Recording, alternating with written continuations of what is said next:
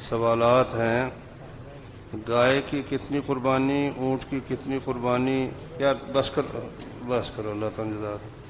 ایک گھر والے گائے یا اونٹ کرے، ان کی کتنی قربانی ہوگی؟ حج کے موقع پر جو قربانی ہے وہ گائے 7 آدمیوں کی طرف سے ہے اور اونٹ بھی 7 آدمیوں کی طرف سے ہے، اور اس کو ہدی کہتے ہیں، ہدی۔ لیکن یہ جو سال کے بعد ذوالحجہ میں اپنی اپنی جگہ پر مسلمان کرتے ہیں، ان کو اضحیہ کہتے ہیں، عید الاضحیٰ۔ جو کہتے ہیں عید الضحیٰ، یہ لفظ غلط ہے۔ عید الاضحیٰ کا معنی قربانیوں کی عید۔ تو ترمذی میں صحیح حدیث ہے کہ ایک سفر میں تھے ہم لوگ، تو قربانی کا وقت آ گیا، تو ہم گائے میں 7 آدمی شریک ہو گئے اور اونٹ میں 10 آدمی شریک ہو گئے۔ باقی پورے گھر کی طرف سے ابو ایوب انصاری رضی اللہ عنہ کی حدیث ہے ابن ماجہ میں، وہ کہتے ہیں کہ پورے گھر کی طرف سے ہم لوگ ایک قربانی کرتے تھے، اب تو دکھاوا ہو گیا، کوئی کتنی قربانیاں گھر کے ہر فرد کی طرف سے کر رہا ہے۔ قربانی کے لیے جانور لیا، جب ذبح کرنے کا وقت آیا تو وہ بیمار ہو گیا، کیا حکم ہے؟ آپ نے فرمایا 4 جانوروں کی قربانیوں سے اجتناب کیا جائے۔ جس کی آنکھ خراب ہو واضح طور پر، اور جو بیمار ہے، کوئی بھی بیماری ہے واضح طور پر نظر آ رہا ہے کہ بیمار ہے، اور وہ لنگڑا جانور جو چلتا ہے تو اس کا لنگڑا پن نظر آتا ہے، اور ایسا کمزور جس کی ہڈیوں میں مغز نہیں ہے، یہ جائز نہیں ہے۔ اب جب ہم ذبح کرنے لگے وہ بیمار ہے، بے شک پہلے تندرست تھا، تو اب وہ کیسے ہو سکتا ہے؟ وہ نہیں کرنا چاہیے۔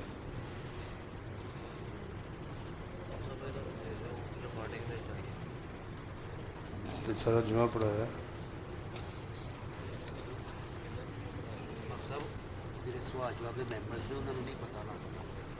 کیا بڑی قربانی میں بے نمازی کا حصہ ڈالا جا سکتا ہے اور بے نمازی کی قربانی درست ہے؟ دیکھیں بھائی، بات یہ ہے کہ بنیاد قائم ہو تو اس پر آگے عمارت درست ہوتی ہے۔ رسول اللہ صلی اللہ علیہ وسلم نے فرمایا اسلام کی بنیاد 5 چیزوں پر ہے، اس میں ہے کلمہ پڑھنا، نماز پڑھنا، زکوٰۃ دینا، روزہ رکھنا، بیت اللہ کا حج کرنا۔ اب اس میں بیت اللہ کا حج زندگی میں ایک دفعہ ہے، اس لیے بطور نشانی مقرر نہیں ہو سکتا۔ وہ کہہ سکتا ہے کروں گا۔ اسی طرح سے روزہ ہے، وہ کسی کو نظر ہی نہیں آتا اس نے رکھا ہے یا نہیں، وہ نشانی نہیں بن سکتا۔ زکوٰۃ جو ہے وہ ایک آدمی پر فرض ہے ہی نہیں، لے دے کر اخیر جو ایک چیز رہ جاتی ہے وہ نماز ہے۔ اور رسول اللہ صلی اللہ علیہ وسلم نے فرمایا بین الرجل و بین الکفر و شرک ترک الصلاۃ، بندے کا اور کفر و شرک کا درمیان فاصلہ ہے نماز چھوڑ دینے کا، جب چھوڑ دیتا ہے تو دوسری طرف چلا جاتا ہے۔ اس لیے ایسے شخص کو بے شک آپ کفر کا فتویٰ نہ لگائیں، اس لیے کہ لوگوں کے فتوے کی وجہ سے کہ اگر انکار نہ کرے نماز کا تو مسلمان ہی ہے۔ تو ویسے بھی جو نماز نہیں پڑھتا، حکومت کی ذمہ داری ہے کہ اس کو گرفتار کرے، اسے کہے بھی نماز پڑھو، پڑھے تو چھوڑ دے، نہ پڑھے تو اب منکر ہونے میں تو کوئی کسر نہیں نہ رہ گئی، اب تو وہ منکر بھی ہو گئے، گرفتار ہے، ولاٹ میں ہے، اور سامنے یہ ہے کہ ہم تمہیں مرتد سمجھ کر قتل کر دیں گے، پھر بھی وہ نہیں پڑھتا، اب منکر اور کس کو کہتے ہیں؟ تو لیکن یہ نہیں کہ جو نماز نہیں پڑھتا یا کوئی ایسا اس کو پکڑ کر ہر بندہ قتل کر دے، نہیں، اسے ہمارا کام سمجھانا ہے، حکومت کا کام اس کو پکڑنا، پکڑ کر کہنا نماز پڑھو، پڑھے الحمدللہ، نہ پڑھے تو وہ پھر قاضی کا کام ہے کہ جب ثابت ہو گیا کہ یہ منکر ہے تو پھر اس کو وہ سزا دے۔ اچھا، تو بے نمازی کی قربانی درست ہے؟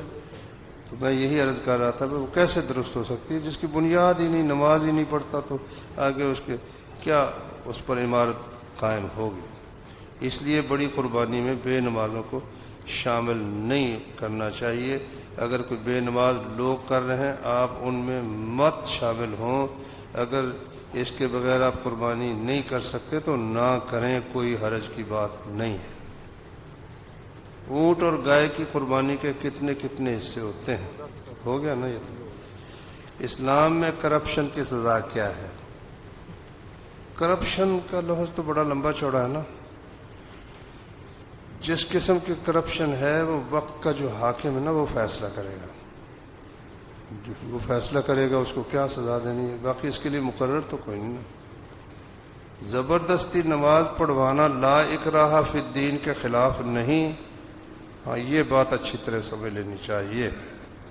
اللہ تعالیٰ نے جو فرمایا نا لا اکراہ فی الدین، اس کی تفسیر میں ہے کہ مدینہ شریف کے لوگ اوس اور خزرج یہ بت پرست لوگ تھے، وہاں یہودی بھی رہتے تھے.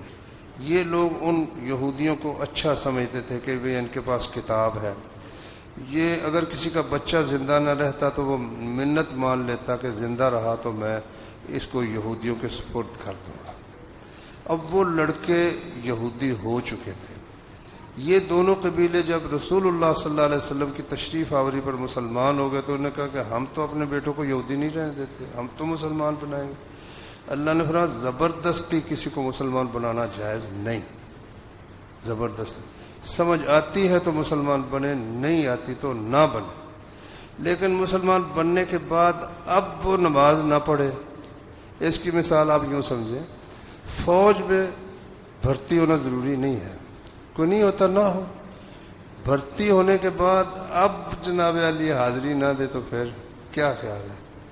کیونکہ کوئی زبردستی ہے، اس کو کہا جائے زبردستی پہلے تھی. سوچ سمجھ کر تم آئے بھی قاعدہ فوج کا کیا قانون ہے. تو جب مسلمان ہو گیا تو آپ نے فرمایا 7 سال کا بچہ ہو تو نماز کے لیے کہو، 10 سال کا ہو تو اس پر مارو. تو یہ زبردستی نہیں ہے اپنے بچوں کو نماز کے لیے کہنا کہ نماز نہیں پڑھی تو کہ 2-4 لا دیتی ہیں کہ زبردستی ہو رہی. نہیں، یہ دین کے احکام پر عمل کرنا ہے بھائی، وہ تو کرنا ہی کرنا ہے. اگر تمہیں نہیں تو تم کافر رہو، مسلمان ہونے کی کیا تکلیف ہے. اسلام میں مساوات کی کیا اہمیت ہے؟ مساوات کا مطلب یہ ہے کہ کالے گورے کا کوئی فرق نہیں ہے، حقوق سب کے ایک جیسے ہیں. جتنا کو اللہ نے فرق رکھا ہے وہ تو ماننا پڑے گا نا. اب مساوات مرد ہے اور عورت ہے، مساوات ہو سکتی ہی نہیں ہے. جو چیز مرد کے پاس ہے وہ عورت کے پاس نہیں ہے، جو عورت کے پاس ہے وہ مرد کے پاس نہیں ہے. ہر ایک کو اپنے اللہ کے عطا کردہ نعمتوں پر راضی رہنا چاہیے. قرآن میں اللہ نے فرمایا ایک دوسرے کی تمنا نہ کرو کہ عورتیں کہیں کاش ہم مرد ہوتی، مرد کہیں کاش ہم عورتیں ہوتی. ایسا نہیں. پھر مساوات یہ بھی نہیں ہے کسی کا قد 7 فٹ ہے، کسی کا 6 فٹ ہے، کوئی 5 فٹ کا ہے، کوئی 4 فٹ کا ہے، کوئی بڑا ہی دولت مند ہے، کوئی بیچارہ غریب ہے. مساوات کا مطلب یہ ہے کہ وہ مسلم ہونے میں، مسجد میں عبادت کرنے میں اس کی جان کی جو قیمت ہے، جو قتل کرے گا اس کو قتل کیا جائے گا یا پھر دیت دی جائے یا اللہ کی حدود ہے، اس میں کوئی فرق نہیں ہے. قرض لے کر قربانی کی جا سکتی ہے؟ اس کی مجھے تو یہ سمجھ آئی کہ ایک آدمی، اکثر لوگوں کا کام چلتا ہی قرض پر ہے، لے کر چلاتے رہے، تنخواہ آتی تو اس کو دے دیتے ہیں. اگر ایسا ہوتا ہے تو پھر تو انشاءاللہ کوئی حرج نہیں. لیکن اگر وہ قرض لے کر پھر مشکل میں گرفتار ہو تو پھر جائز نہیں ہے اپنے آپ پر ایسا بوجھ ڈالنا. عورت کے لیے نماز میں کس کس حصے کو ڈھانپنا ضروری ہے؟ بس سر کو ڈھانپنا ضروری ہے اور پورے جسم کو ڈھانپنا ضروری ہے. ہاتھ اگر ننگے رہ جائیں، پاؤں ننگے رہ جائے تو انشاءاللہ اس میں کوئی حرج نہیں. چھری کو ہاتھ لگا کر قصائی کو دینا ذبح کرنے کے لیے کیا یہ درست ہے؟ نہیں، یہ تو بیکار بات ہے.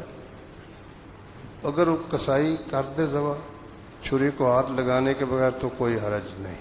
دلیل اس کی صحیح بخاری میں حدیث ہے کہ حضرت عائشہ رضی اللہ عنہا یا کوئی دوسری ہماری ماں بیان کرتی ہیں، ہمارے گھر نا وہاں مکہ میں گوشت آیا گائے کا. ہم نے پوچھا یہ کیا ہے؟ تو بتایا گیا کہ رسول اللہ صلی اللہ علیہ وسلم نے اپنی بیویوں کی طرف سے یہ قربانیاں کی ہیں گائے کی، ایک ایک حصہ ہر بیوی کا. تو اب انہوں نے ہاتھ تو کوئی نہیں لگایا، بلکہ ان کو خبر بھی نہیں تھی، تو ان کی طرف سے قربانی ہو گئی.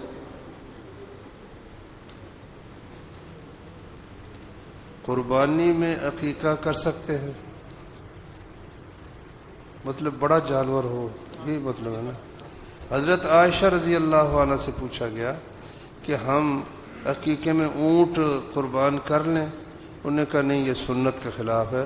سنت سے چھترے بکرے ہی ہیں، چھترا بکرا یا چھتری بکری، اونٹ یا گائے عقیقہ نہیں ہو سکتا.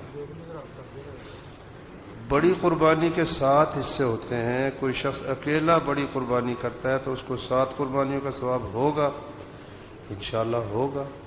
نبی کریم صلی اللہ علیہ وسلم نے حج کے موقع پر 100 اونٹ قربانی کیے، ان میں حضرت علی کو بھی شامل کر لیا، تو ہر اونٹ کے 2 حصے ہو گئے نا. 63 اپنے ہاتھ سے آپ نے نہر کیے، باقی حضرت علی نے کیے. جو حضرات حج پر گئے وہ حج سے پہلے کتنے عمرے کر سکتے ہیں؟ 1 عمرہ تو جاتے کرنا ہی ہے، اس کے بعد کوئی پابندی نہیں، جتنی مرضی کریں. جو لوگ کہتے ہیں نا نہیں کر سکتے، وہ بات درست نہیں ہے. ذوالحجہ کے پہلے 10 دنوں کی فضیلت یہ انشاءاللہ اگلے جمعے بیان کریں گے اللہ کے فضل سے. قرآن میں سورہ فلق اور سورۃ الناس مکی بیان ہوتی ہیں. کیا یہ صورتیں مکی ہیں یا مدنی؟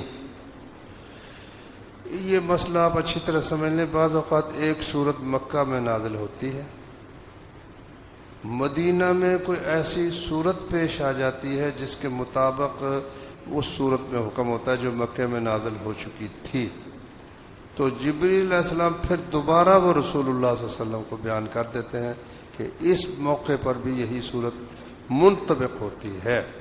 اس لیے کئی صورتیں ایسی ہیں، وہ اب سورہ مزمل ہے، یہ مکی ہے لیکن مدنی بھی ہے.